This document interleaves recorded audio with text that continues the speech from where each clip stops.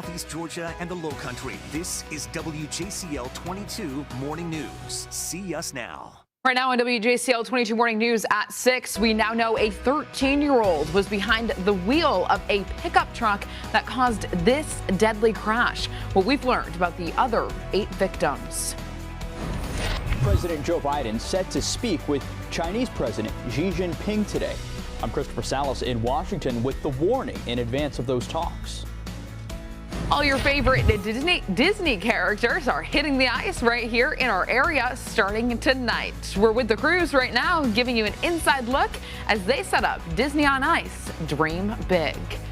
Well, it is 6 o'clock on your Friday morning, and we are looking live at the Plant Riverside District, where the Shamrocks and Shenanigans celebration is set to continue there today. We want to thank you so much for joining us right here on WJCL 22. Good morning, everyone. I'm Emma Hamilton here with our meteorologist, Jonathan Myers. And Jonathan, it's going to be a pretty nice day for that Shamrocks and Shenanigans, but if folks are heading out tonight, umbrella for sure. Yeah, after work today, I think that'll be the best chance for some showers and thunderstorms rolling through. Even could have maybe some gusty winds, too, with those thunderstorms later this evening. Let's get right to it this morning. Starting off, it is actually nice outside. Clear skies at full moon to start things off a little on the cool side.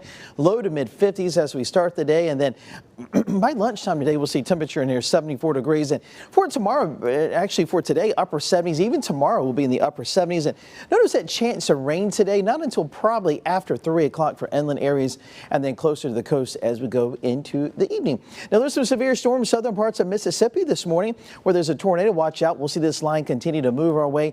Indications from a lot of the computer models actually has this line weakening as it moves into our area later this evening, but still could not rule out maybe some scattered showers and some thunderstorms. For today, warm and then showers this evening, and then tomorrow's an impact weather day. I do expect to see some isolated severe thunderstorms tomorrow afternoon. Of course, I'll track it out for you for today's rain and also for tomorrow's rain and the futurecast coming up in less than 10 minutes. All right, Jonathan, we are heading outside. We are in Glenn County in Brunswick, where it looks like just a couple of people out there on the roads this morning, and definitely, there we go, a few more, and no traffic issues to start our Friday. Early this morning, a Russian missile hit an area close to the airport in Lviv, Ukraine. That's according to multiple reports citing the city's mayor. No word on any injuries or deaths. Right now, rescue crews are pulling survivors from a bomb shelter under the Mariupol Theater after an airstrike yesterday. The number of deaths remains unclear this morning. Russia is denying conducting the strike on the civilian shelter. Officials say James Hill of Minnesota was among several civilians killed yesterday. In his last Facebook post, he said, "There is no way out." Well, happening today, President Joe Biden is set to speak with China's president as leaders there consider helping Russia in its war against Ukraine. We do want to check in with our Christopher Salas in Washington with what we know about their meeting. As this will be an opportunity to assess where the second largest economy in the world stands when it comes to the war, as Beijing has mostly remained silent. Ahead of a high-stakes presidential talk between Washington and Beijing, a warning from the Biden administration. China will bear responsibility for any actions it takes to support Russia's aggression, and we will not hesitate to impose costs. Secretary of State Antony Blinken says China is considering providing Moscow with military equipment. We believe China in particular has a responsibility to use its influence with President Putin and to defend the international rules and principles that it professes to support. Beijing has criticized the United States and its allies for imposing sanctions, while amplifying unfounded Russian claims that the U.S. is running chemical and biological weapons labs in Ukraine, a potential false flag operation, according to Blinken. We believe that Moscow may be setting the stage to use a chemical weapon and then falsely blame Ukraine to justify escalating its attacks on the Ukrainian people. Secretary of State Blinken echoed President Biden's claims that Russia is committing war crimes in Ukraine. In Washington, I'm Christopher Salas. Starting at 7 o'clock right here on WJCL 22, Good Morning America will have extensive team coverage of the crisis in Ukraine, including a live report from Maggie Rulli on Ukraine's fight to save its precious art and culture. WNBA player Brittney Griner could be stuck in Russia until May. That's according to the Russian state news agency. She was arrested last month for having a vape pen with CBD oil in it, which is illegal there. The U.S. State Department says it still hasn't had contact with her, but they say they know she's okay. All new this morning, officials say a 13-year-old was driving the pickup truck that caused this fiery collision that killed 9 people. It all happened Tuesday night in Odessa, Texas. We're told that the 13-year-old and 6 members of a college golf team were killed in the head-on collision.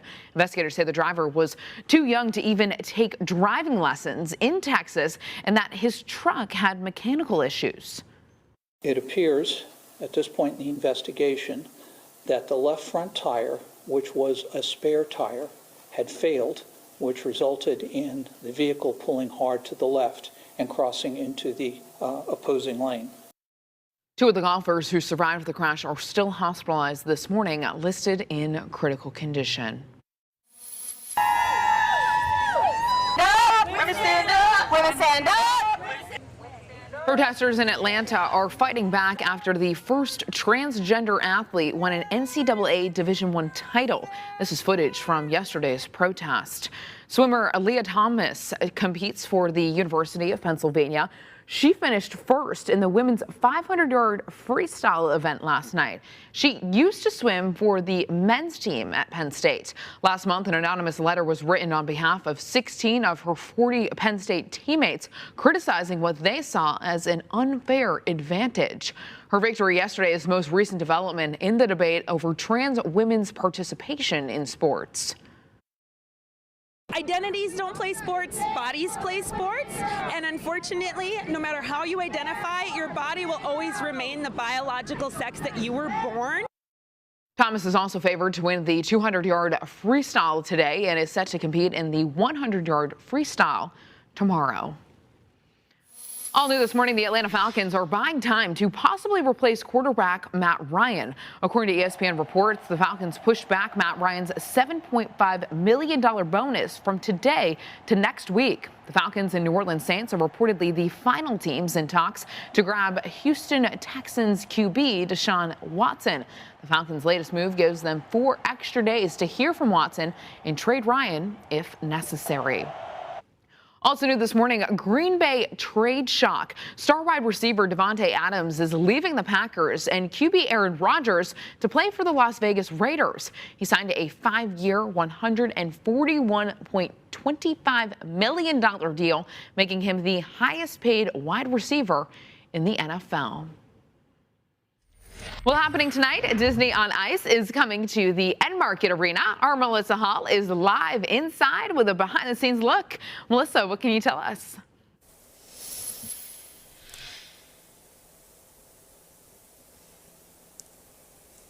Well, Emma, a lot goes into these productions. You saw earlier the costumes, Minnie made an appearance. Well, I am here right now with Eddie Zeidler, and Kel Bergerson is back as well. And Eddie, a lot goes into these productions, like I was saying. It does, it really does. You know, our day starts hours and hours and hours before we even have an evening show.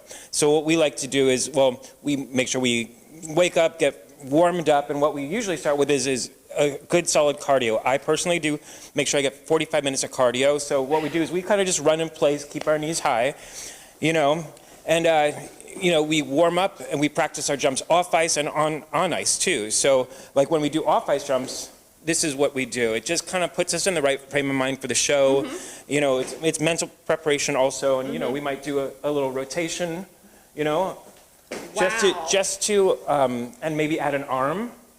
You know, just to because a 360 is enough. We got to put the arm in. Yeah, you need to make it as much mm-hmm. as possible with that 2 hours you have of off, like before the show when you can't get on the ice because the audience is filling the house. So we got to make sure we're mentally prepared, mm-hmm. and we do everything we can to do that. On top of putting the makeup and the costumes and stuff like that, but cardio and stretching is really, really important.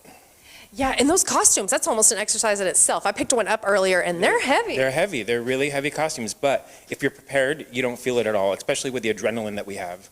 Oh, I imagine. Well, Kel, look at you. Oh, my gosh.